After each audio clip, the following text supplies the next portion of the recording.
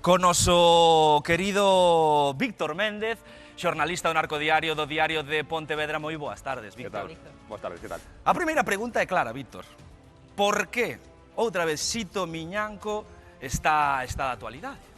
Pois a resposta tamén é clara e sinxela, porque por fin, despois de 7 anos, despois da súa última detención, el e toda a súa organización criminal, 46 persoas que estaban ao seu servicio, están sentadas no banquiño na Audiencia Nacional para responder pois, por un delito gravísimo de narcotráfico, tan grave como que, según a policía, era a maior organización dedicada ao tráfico de cocaína que había en Europa naquel momento. Que moito dicir, Sí, ademais, Víctor, que Sito Miñanco é un vello coñecido pola policía, polos xuíces, por todos os galegos. É unha figura polémica, unha figura que quixemos facer un resumo das súas causas, da súa historia, neste vídeo que van ver a continuación. José Ramón Prado Bugallo, Sito, o dos Miñancos, Mario ou o compa. Todos son o mesmo. Sito Miñanco, un dos narcotraficantes máis importantes de Europa, con contactos en Sudamérica e cun control do negocio total.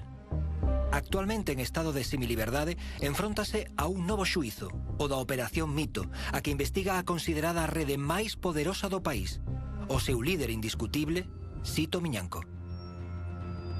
De familia mariñeira, comezou na súa adolescencia co marisqueo furtivo. Xa nos 80 iniciouse co contrabando do tabaco. A súa primeira detención foi en 1983 e foi precisamente no cárcere de Carabanchel onde contactou con cárteis colombianos. A volta de Cambados foi case triunfal. Baixo a súa presidencia, o Club de Fútbol Xuventude ascendeu de categoría. Naquel país, sen conciencia social sobre a droga, Sito era ben visto. Coidaba da súa comunidade. Dende os 90 acumula detencións e condeas superiores. A Operación Mito pode ser a definitiva, ou non. Víctor, o noso informe acaba dicindo que pode ser a definitiva ou non. Por qué? Que quere decir isto? Que está pasando con este caso? A ver, o caso falábamos hai un momento, non? O tema é que leva 7 anos de retraso este xuicio, eso xa para empezar. É un xuicio que vai ser longuísimo, que hai 46 persoas acusadas, que non rematará como mínimo ata febreiro ou marzo do ano que ven, despois hai que elaborar unha sentencia, que o mellor son outros 6, 7, 8 meses, e en todo este tempo Sito Miñanco estará xa en liberdade plena, agora está en semiliberdade, despois estará en liberdade plena. E sabemos que é unha persoa que cada vez que sae á rúa, despois das súas condenas, volveu a traficar as veces anteriores.